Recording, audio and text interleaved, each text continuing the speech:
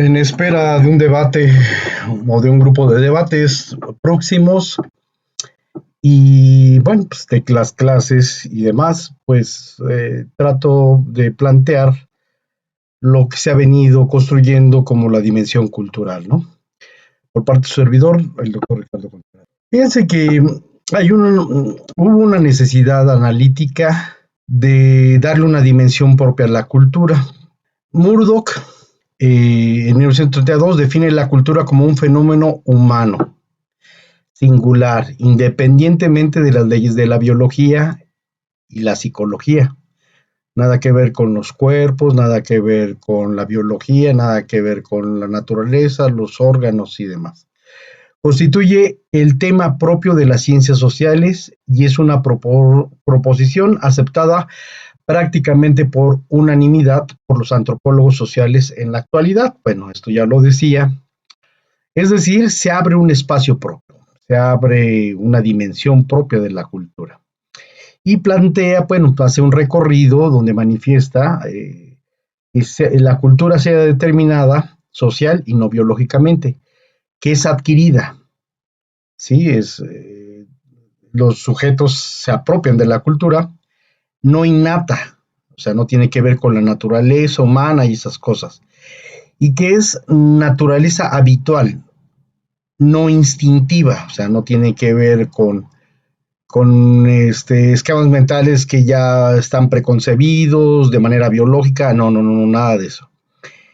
En pocas palabras, la cultura no descansa en la herencia primitiva específica del hombre, sino en su capacidad de formar hábitos bajo la influencia de su ambiente social.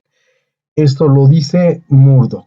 Refiriéndose a distintas investigaciones, va señalando que muchas de las cuestiones que han permitido a los hombres sobrevivir de distinta manera no se concentra en lo biológico ni en lo psicológico, no son los instintos, no es la herencia genética, no es el ADN, no se dan en los impulsos, en los deseos, no son hábitos individuales. No solo lo social como gregario, sino la convergencia que se dan en distintas investigaciones afirman el ámbito propio denominado cultura, referido a hábitos sociales o grupales, compartidos o poseídos de manera común, también llamado costumbres, rasgos culturales, tradiciones, base cultural, pautas de costumbre, formación de costumbre, etcétera. La cultura se da como algo súper orgánico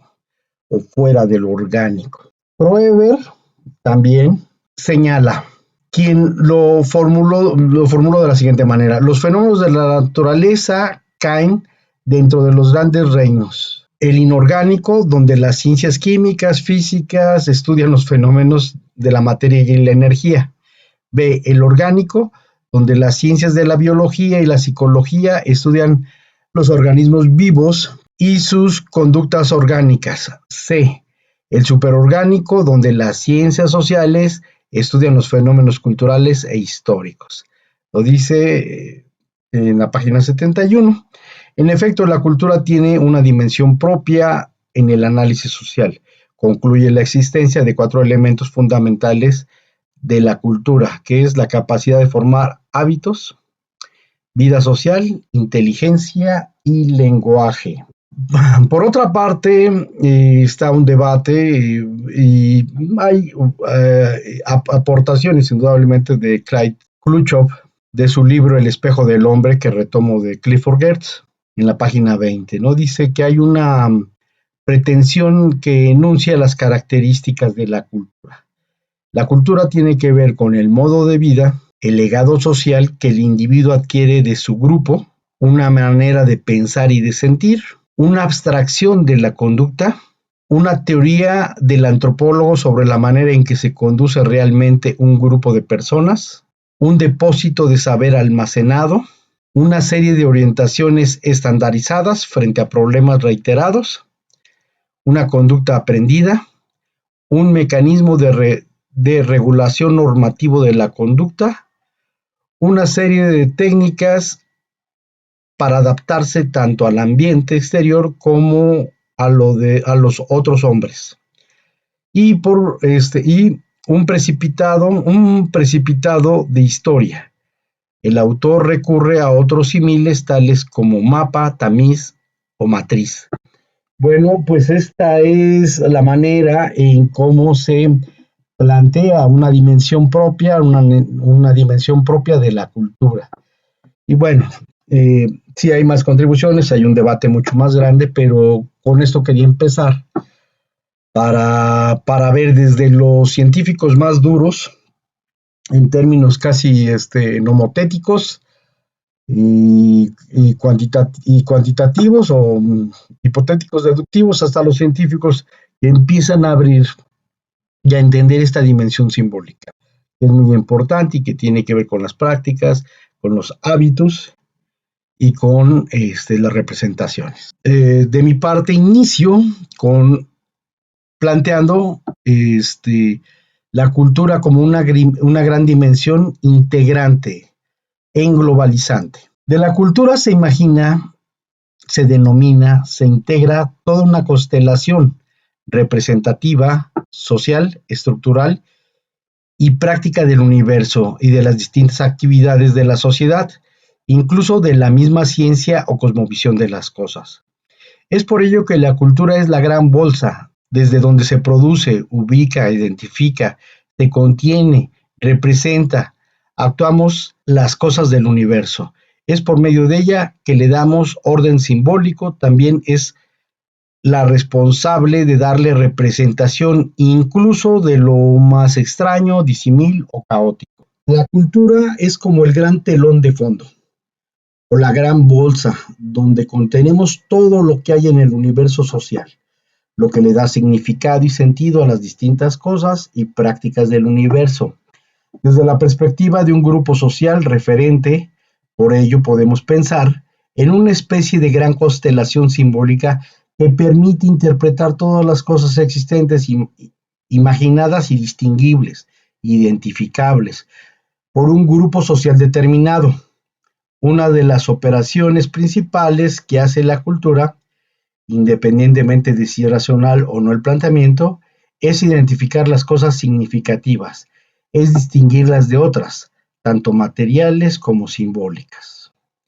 Incluso lo que no se entiende tiene un lugar social en lo extraño, en lo raro, en lo inexplicable, etcétera. En este tipo de elementos. La segunda cuestión es reconocerlas, valorarlas, es decir, de acuerdo a la percepción que tiene el grupo de ellas, sobre ellas, paralelamente ubicarlas en el orden del mundo simbólico, es decir, un valor social para referirse a ellas, a las cosas, a lo que se está señalando de los sistemas simbólicos.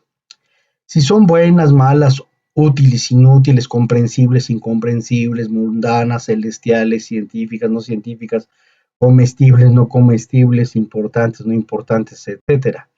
Es por ello que el eje valorativo de las cosas simbólicas adquiere una dimensión importante y diferencial en la cultura, que permite comparar unas cosas de otras. No forzosamente democrático es la convención social, dependiendo de su estructura. Y esto es importante para el enfoque teórico que se distancia un planteamiento funcionalista de uno crítico. Los códigos fundamentales de una cultura, los que rigen su lenguaje, sus esquemas perceptivos, sus cambios, sus técnicas, sus valores, la jerarquía de sus prácticas, fijan de antemano para cada hombre los órdenes empíricos con los cuales tendrá algo que ver y dentro de los que se reconocerá. En el otro extremo del pensamiento, las teorías científicas o las interpretaciones de los filósofos explican por qué existe un orden general, a qué la ley general obedece, qué principio puede dar cuenta de él, por qué razón se establece este orden y no aquel otro. Pero entre estas dos regiones, en antropología conocidas como emic y etic, tan distantes reina un dominio que, debido sobre todo a su papel intermediario, no es menos fundamental, es más confuso, más oscuro y sin duda menos fácil de analizar. Es ahí donde la cultura, desplazándose insensiblemente de los órdenes empíricos que le prescriben los códigos primarios, instaura una primera distancia con relación a ellos.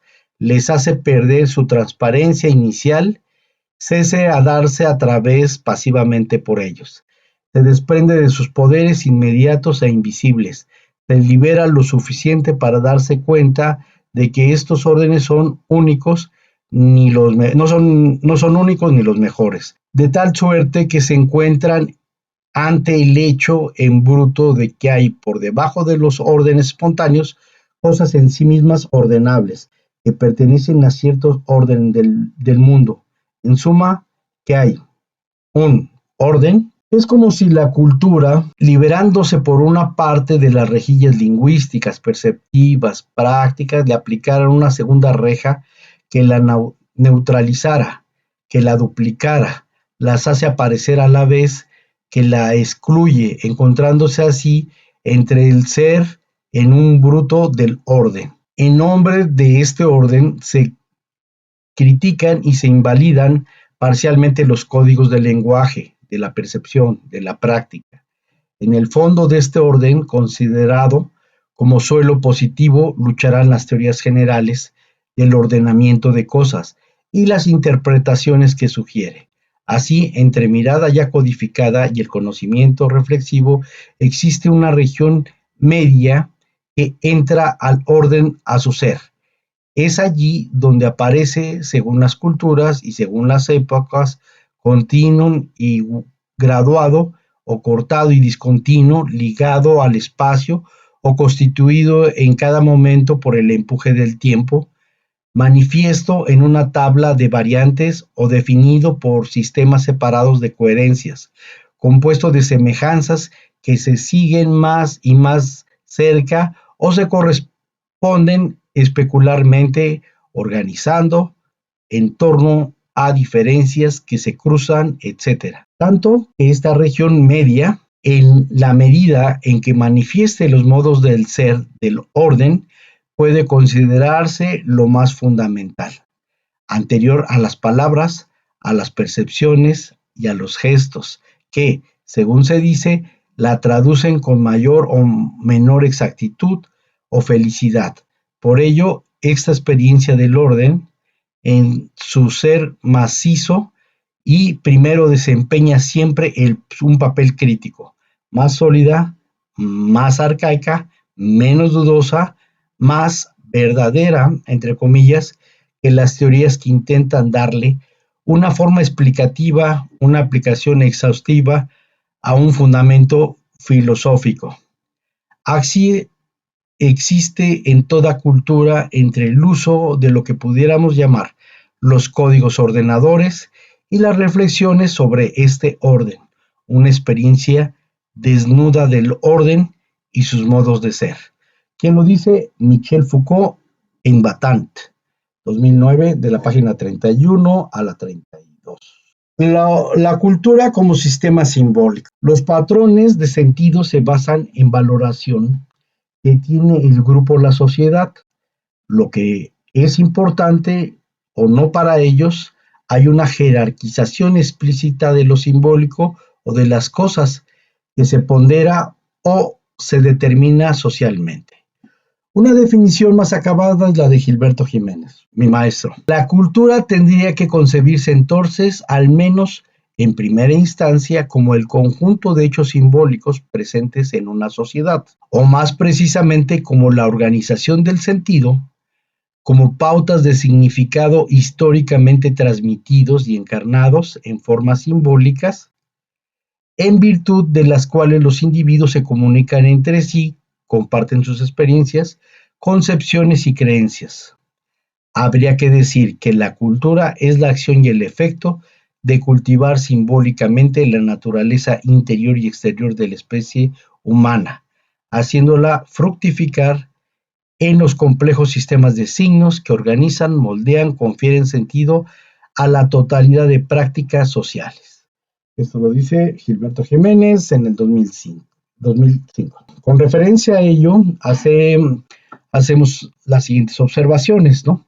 Que las culturas predominantes son dimensiones simbólicas, hablamos no de símbolos aislados, sino de sistemas simbólicos construidos socialmente para la interpretación, entendimiento, reconocimiento, comunicación, valoración necesarios en los procesos de socialización y de reproducción social, es decir, para que continúen los grupos o las sociedades permaneciendo históricamente. La articulación simbólica es importante porque le da cierta coherencia y orden a los parámetros de las representaciones, sentidos e interpretaciones de los sujetos en sociedad o en un grupo.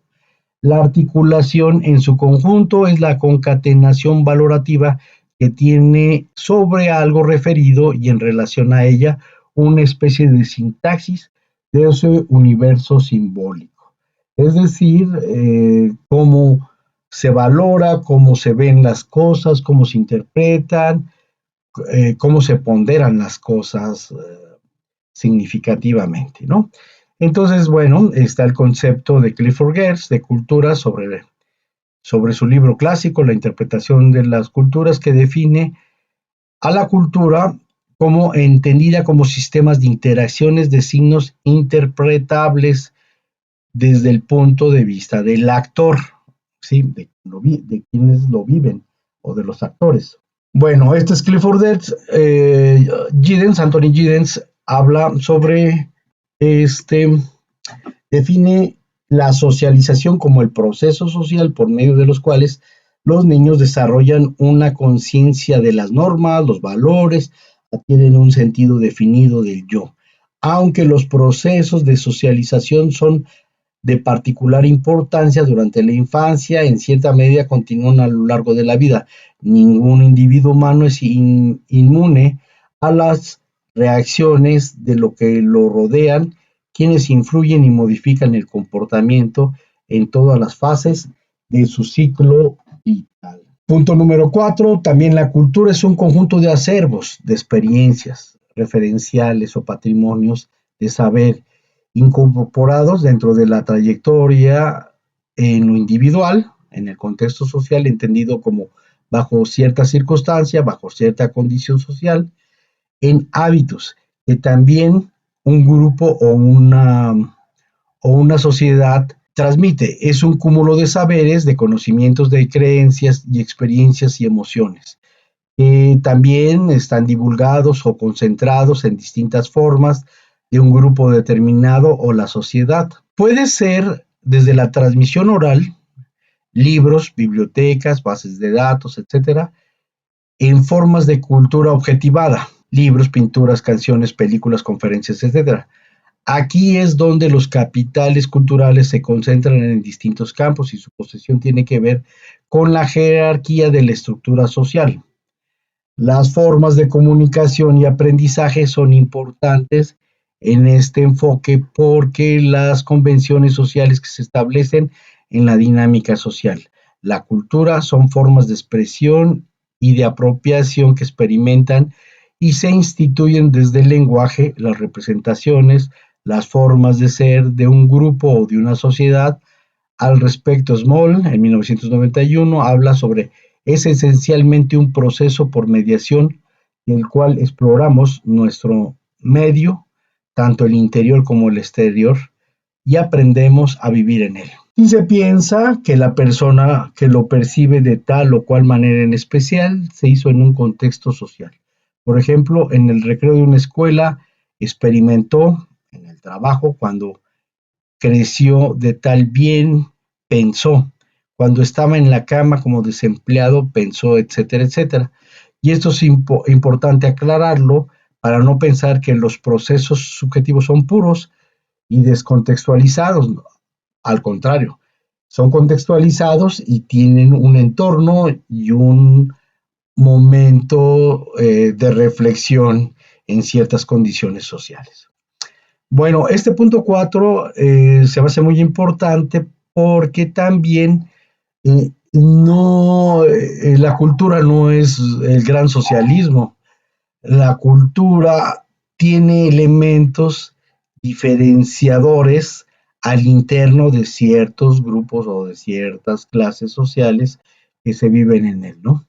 Entonces ya empieza a manifestar, pues, en las sociedades de clase esas diferencias, esas desigualdades. Y tenemos esta gráfica que habla de los sistemas simbólicos, que son las creencias, sentimientos, afectos construidos por una sociedad de grupo, por procesos sociales de aprendizaje, por representación social de una sociedad o de un grupo, esquemas de valores colectivos, interpretaciones de las cosas y el mundo, prácticas y representaciones que les da sentido a las cuestiones de la sociedad o el grupo, el telón de fondo que permite comprender y vivir de cierta manera la sociedad, el gran marco de referencial de lo simbólico, las maneras de proceder de una sociedad o un grupo, identifica, reconocer y ordena las cosas de ese mundo simbólico, da modos de pensar y esquemas mentales colectivos, transmite, mantiene y transforma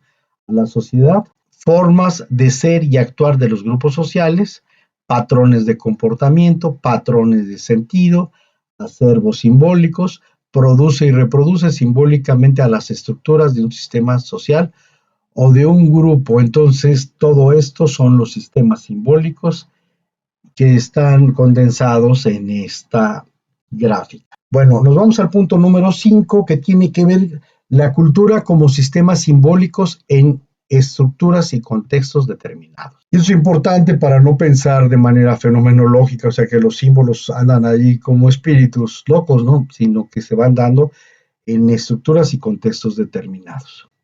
La cultura es generada por personas en relaciones sociales determinadas, estructuras. Esto es muy importante señalarlo, que la cultura no se da en abstracto, tiene su génesis en la sociedad y en determinadas relaciones sociales dentro de la estructura social. Contra la metafísica de la cultura, es importante rescatar su carácter social que se ha venido construyendo dentro de las mismas estructuras y relaciones sociales, entendidas estas que no son espontáneas, que parten de una relación social, por ejemplo, institucional, la escuela, la iglesia, etcétera, o se dan en un campo determinado también por su carácter histórico en los procesos de cambios sociales. Esto es importante porque tampoco, aun cuando se instituyan, son susceptibles a cambios sociales. Al respecto, Bauman, Sigmund, retoma la importancia del enfoque en la vertiente inglesa de la preocupación sobre lo social, a diferencia de la Escuela de Estados Unidos. Tanto Radcliffe Brown como Evan Pritchard veían la importancia de la estructura social. Es importante entender la red de interdependencias en la interacción humana, las relaciones sociales, como el núcleo duro de la organización en su integración. Era necesaria la articulación de lo subjetivo con lo objetivo, relaciones sociales y estructuras, aunque se enfocaba más a estructuras de los sistemas éticos, sistemas de cargos, sistemas de parentesco, etcétera, para comprender la dinámica cultural.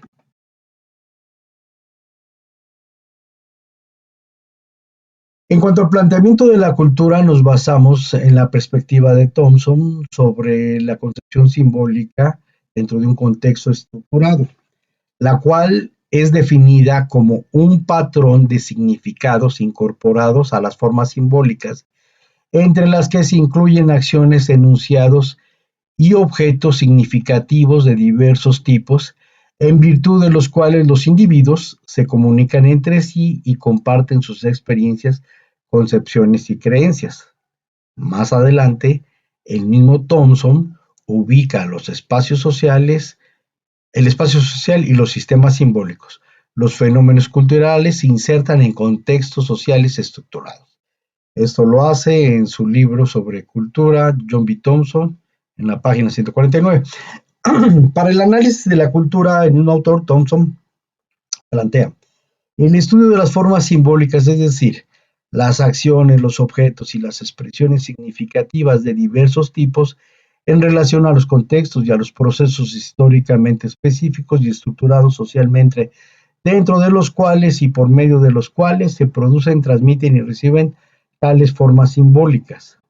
Tales contextos y procesos se estructuran de distinta manera y pueden caracterizarse, por ejemplo, por las relaciones asimétricas de poder, por un acceso diferencial a los recursos y oportunidades y por mecanismos institucionalizados para la producción, transmisión y recepción de las formas simbólicas. Entonces, aun cuando esta sociedad, vivimos en sociedades complejas, bueno, de estructuras de clase, cómo se va dando las distintas acervos, las distintas prácticas, las distintas relaciones culturales y los significados que se van dando diferenciales entre las clases sociales o entre los grupos que se dan de forma determinada, y por eso es tan importante la situación de los sistemas simbólicos dentro de los contextos.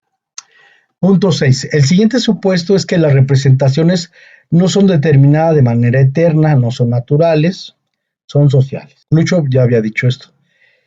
Y se dan en distintos campos, como arenas de sentido, que se han secularizado, especializado y con dinámicas propias históricamente en la sociedad y han generado un espacio socialmente. Esta es una de las contribuciones de Bourdieu y en ellas lo que está en juego en ciertas cuestiones específicas en cada campo, de acuerdo a cada posición e interés específico de lo que se está planeando en dicho campo social. También existe conflictos entre distintos campos sociales, por ejemplo, entre el campo religioso y el campo científico. Esto es importante señalarlo porque para comprender a la sociedad es necesario considerar los elementos resultantes, los físicos dirían vectores, que se dan dando en los distintos campos, no solo lo que pasa dentro de algún campo, sino de manera sincrónica en los conjuntos de campo de la sociedad. Bourdieu y Quanlac señalan una invitación a la sociedad reflexiva, donde definen en términos analíticos un campo puede ser definido como una red o una configuración de relaciones objetivas entre posiciones. Estas posiciones están objetivamente definidas en su existencia y en las determinaciones que imponen sobre sus ocupantes, agentes e instituciones por situación presente y potencial, situs, en la estructura de distribución de las especies del poder o capital, cuya posesión ordena el acceso a las ventajas específicas que están en juego en el campo, así como sus relaciones objetivas con otras posiciones de dominación, de subordinación, de homología, etc. Esto lo dicen en la invitación a la sociología reflexiva. Por ejemplo, las guerras entre países afectan a los distintos campos de una sociedad de manera simultánea. De la misma manera, podemos pensar que una crisis donde la recesión afecta a distintos campos. Tanto los campos son ajenos, distantes, aislados y gozan de cierta autonomía, pero tampoco son completamente aislados. Bueno, nos vamos al punto número 7.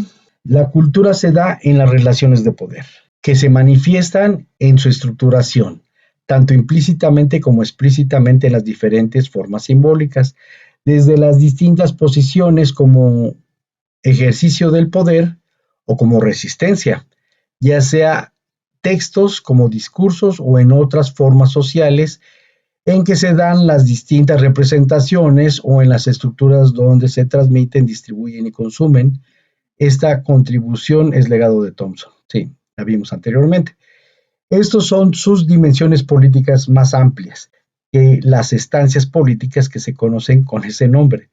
Y la discusión sobre el poder se amplía, no solo son las representaciones como creencias, ideas o costumbres, sino las formas de representación que fueron estructuradas socialmente de acuerdo a distintos casos de relación de poder en las diferentes relaciones sociales y se están y es en y estas en donde se construyen e instituyen la desigualdad. Entonces es importante pensar cuál es la correlación de fuerzas entre las distintas identidades de pugna en las contradicciones sociales. La comprensión histórica y sus contradicciones permiten comprender la génesis del conflicto, no de manera funcional a solo la negociación. Sí, porque hay muchos que nada más se basan en que pues, es una cuestión de negociación, ¿no? Hay cosas que son fundamentales. Bueno, nos vamos al supuesto 8, es que la cultura está en todo, porque se da un enfoque de percepción y de representación social. Si bien se ha dado la dimensión simbólica en general y en los distintos campos, desde hace mucho tiempo se trató de establecer su alcance en el ámbito de la educación, posteriormente en las bellas artes, los refinamientos sociales, en la filosofía. Se ha tratado de hacer parcelas aisladas con ella en la distribución de los quehaceres de la ciencia y de sus objetos de estudio. El problema es que en la época actual la predominancia de los paradigmas económicos y en las ciencias sociales y humanidades, el estudio de las dimensiones simbólicas sociales, pueden aportar elementos estratégicos para su comprensión y cambio de los grandes problemas mundiales, nacionales, regionales y locales. Su estudio no se encuentra en el éter, en el limbo, está presente en el mundo material y con él se debe de estudiar. Sugerencia del teórico de la demología cultural, el doctor Alberto Mario Chirese, finado italiano de la Escuela Demológica, en una visita a México, señalaba que la dimensión simbólica trabaja a la par con el mundo objetivo en el mundo social y ponía como ejemplo una especie de botella con agua y aceite para ilustrar el mundo real y el mundo simbólico están en coexistencia. Es muy difícil de estudiar el mundo simbólico sin el mundo real, mejor dicho, sin los sujetos interpretantes de ese mundo real. En ello, la cultura tiene un amplio horizonte de trabajo con las distintas ciencias y con los distintos objetos de estudio. Estudiarla en un estanco fuera de la economía, fuera de la política, fuera del mundo social sería un grave error. Por ello, el interés por conocer la cultura es importante, pero debe de estudiarse en esta complejidad. Puede ser, como dice Gilberto Jiménez, la cultura puede ser el velo de la ceguera y de la opresión o la posibilidad liberadora de la transformación social. Y la cultura puede jugar estos dos papeles, o sigue reproduciendo bajo esquemas de explotación y de desigualdad cultural, o puede ser un elemento detonante para la transformación social y liberadora de, de nuestro momento. Bueno, nos vamos al punto número 9, que es muy importante, y dice, el otro supuesto es la relación práctica-representación, que está incorporada en el hábitus, en la subjetividad, algunas de ellas en el capital simbólico de un campo determinado, como adquiere la objetividad de la subjetividad, es decir, donde la subjetividad cobra vida, está dada en prácticas sociales determinadas. Rezar, graduarse, asumir algún cargo, hablar por un grupo, representar, etcétera. En acciones dadas en los hábitos, es decir, donde las representaciones sociales se materializan, se realizan, se construyen, se reproducen, se cambian o se destruyen, tanto de los agentes como de las colectividades. Esto es importante señalarlo porque está vinculado a la capacidad de transformación social de la cultura. Y esto es lo que nos interesa, dadas las decisiones de los agentes en contextos grupales o colectivos, acción social. La praxis social genera productos, resultados de las prácticas sociales en su contexto y en su momento histórico. La relación, prácticas y representaciones en hábitos de una sociedad y un grupo van a estar aunados para la comprensión de la sociedad como una especie de alcance o límite, y esto es importante señalarlo porque las representaciones simbólicas tienen una genealogía, no se producen en el éter, actualmente se dan en campos especializados dentro de la división social de trabajo y cultural.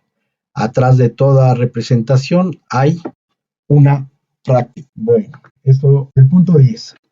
El planteamiento supuesto es la importancia en la generación, reproducción y cambio social, entendida como la capacidad de la sociedad a establecer distintas relaciones, los significados de ellas al interno de una sociedad, de mantener relativamente en el tiempo en cuanto a las representaciones necesarias, pero también como una posibilidad de cambio significativo de esas relaciones y representaciones. Si bien existen otros factores como los sociales, los económicos y los políticos para la conservación o cambio social, la cultura es una dimensión fundamental que atraviesa sus factores significándolos. Todos, lo político, lo económico, lo social. ¿Cuál es el 11º supuesto? Es que los fenómenos culturales en la época actual están dentro del sistema mundial. Este enfoque ha matizado las cuestiones económicas, pero a nivel mundial, de acuerdo a centros y de poder, y se puede ubicar histórica y geográficamente la concentración del capital cultural, simbólico y social, que no solo se da en un campo específico, sino en la geopolítica y en la geocultura, que se visualiza en los trabajos, por ejemplo, de Wallenstein, pero consideramos que incorporar los conceptos capitales de Bourdieu pueden apoyar mucho más, de mejor manera, la síntesis interpretativa de sus estudios de geopolítica y geocultura. Punto número 12. Bueno, aquí ya se trabaja sobre un supuesto incorporado de análisis cultural llamado dispositivo por Michel Foucault, que a nivel micro principalmente permite visualizar con detenimiento los distintos elementos o procesos sociales, mostrando un instrumento determinado por el poder o la razón instrumental generada para influir o determinar acciones o representaciones. Por ello se puede hablar de dispositivo tecnológico, dispositivo organizacional, dispositivo discursivo, dispositivo jurídico, dispositivo religioso, dispositivo de prisión, dispositivo de ortopedia social, etcétera. Este concepto es sugerente ya que permite hacer seguimiento minucioso de los distintos mecanismos de las formas de dominio que los poderes utilizan para garantizar su control y reproducción, y permite ir ensamblando estos artefactos, sus tensiones, sus vectores, las líneas de fuerza, con sus fines políticos. Para los investigadores nos permite la comprensión en articulación y ensamble de las dimensiones de poder, ¿sí? Donde se evita pues la fragmentación de las teorías sobre distintas problemáticas en las unidades de análisis. Y habíamos puesto aquí el ejemplo de la vinculación en los dispositivos de las redes que se van dando, ¿no? Que articulan, por ejemplo, la cuenta de tu correo electrónico con el teléfono, con los consumos, con las páginas en donde estás. Entonces, esto es importante para darle actualización. Bueno, el punto 13. El supuesto son los procesos sociales. Entonces, aquí es tratar de entender cómo se van articulando la síntesis de los distintos elementos en los procesos sociales y no pensar solamente de manera diacrónica en los campos, sino en la articulación de los campos y de la sociedad. Los supuestos son los procesos sociales. Para la cultura es importante las interacciones, las relaciones activas y vivas, tanto objetivas como subjetivas, porque son las que hacen las cosas se mantengan o cambien, que tengan cierta consistencia o que perduren. De la misma manera, se ha olvidado de los procesos sociales, es decir, cómo se van articulando los distintos elementos, cómo adquieren madurez, cómo se genera la confianza o cómo se rompe en desconfianza, la oportunidad de participar, la construcción de un espacio, la articulación de los distintos recursos, cómo se van configurando para tener ciertas formas con ciertos resultados, artículos, vínculos con procesos mayores. Esto muy difícil se pudiera comprender sin la teoría del campo del hábitus, de la teoría de los capitales y del planteamiento del dispositivo, pero es necesario la mirada de conjunto, así como la manera específica en que se manifiesta y se hace generar o repercutir. Y esta es la forma sincrónica, ¿no? Las cosas que no se dan, que no fueron lo suficientemente consistentes, maduras, donde no se involucraron, donde no se informaron, donde no se sabía, donde no hubo convocatoria o credibilidad grupal, etcétera. Por ello, Bourdieu, cuando les hace la crítica a los modelos teóricos y mentales, matizaba las estructuras sociales, que mejor dicho son procesos. Hasta el punto 14, sobre las dimensiones culturales, que habla de la diversidad cultural en los procesos históricos entre diversos actores sociales, con identidad y con distintas fuerzas en el entramado y en las correlaciones. en la actual complejidad cultural de la sociedad se dan en grupos hegemónicos, como son los migrantes, los grupos indígenas, las compañías extranjeras, las diversas religiones, los intercambios culturales, las dominaciones culturales en el sistema mundial, la resistencia, las formas de creatividad, los problemas específicos distintos de distintos campos. Con esto quiero decir que no es homogénea, ni depende de un solo factor. Si hay procesos que se articulan, por ejemplo, las bellas artes con el discurso de la distinción de los grupos del poder o de las luchas de reivindicación de la vida cotidiana. Por ejemplo, la recuperación estética de los grupos de mujeres trabajadoras indígenas en una película con la iniciativa oficial de reconocimiento laboral del trabajo doméstico. Sin embargo, estamos hablando de Roma. Es necesario, es urgente pensar en las transformaciones culturales como en cambios sociales, ver cómo se dan los vectores de fuerza entre los movimientos, estructuras, instituciones y prácticas, representaciones, agentes, grupos de educación, códigos y más. Bueno, pues entonces, bajo estos 14 supuestos, eh, planteamos la importancia de la dimensión de la cultura. Espero que se haya entendido este largo recorrido sobre la concepción de la cultura que estamos utilizando en muchos trabajos. Gracias.